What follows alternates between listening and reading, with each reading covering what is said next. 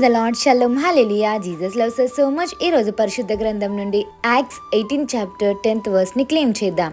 నేను నీకు తోడై ఉన్నాను, నీకు హాని చేయుటకు నీ మీదకి ఎవరునూ రారు. Praise God. ఈ యొక్క మాట యేసయ్య పౌలు గారితో చెప్పడం జరుగుతుంది అండి.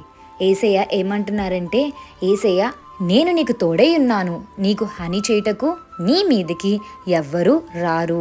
సో అథారిటీ ఎవ్వరికీ లేదండి. ఎందుకు అథారిటీ ఎవరికీ లేదు అంటే, యేసయ్య తోడుంటే ఎవ్వరు కూడా మనల్ని ఏమీ చేయలేరన్నమాట.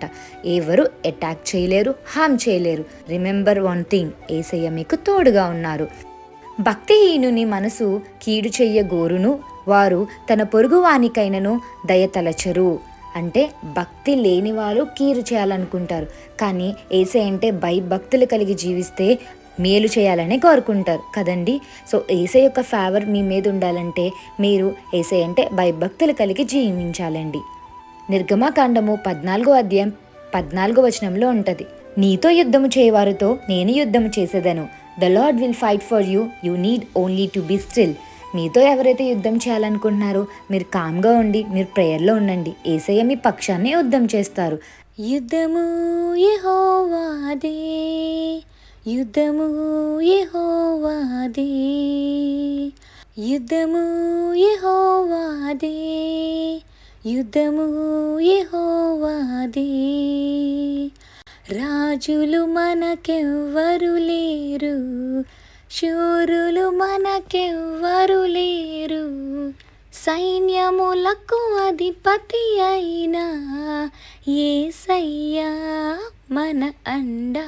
యుద్ధము యెహోవాదే, యుద్ధము యెహోవాదే.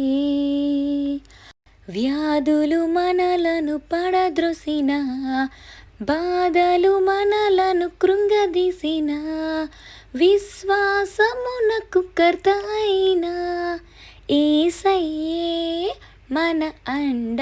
యుద్ధము యెహోవాదే, యుద్ధము యెహోవాదే.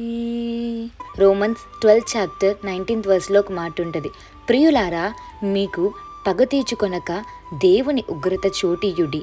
పగ తీర్చుట యేసయ్య పని. అర్థమవుతుందా అండి? మిమ్మల్ని ఎవరైనా ఏదైనా అంటే you should not do anything, you should do only pray to Jesus Christ and convey whatever the situations you are facing in your life, convey to Jesus. Jesus is going to handle your situations and he will fight your battles. Philippians 4th chapter 6th verse లో ఉంటుందండి, మీ విన్నపములు దేవునికి తెలియజేయడి. So మీరు దేని గురించి బాధపడుతున్నారు? మనుషులనే మాటల వలన, లేదా మీ జీవితంలో ఉన్న సమస్యల వల్ల కృంగిపోతున్నారా? ఏదైనా మీ విన్నపాలే యేసయ్యకి తెలియపరచండి.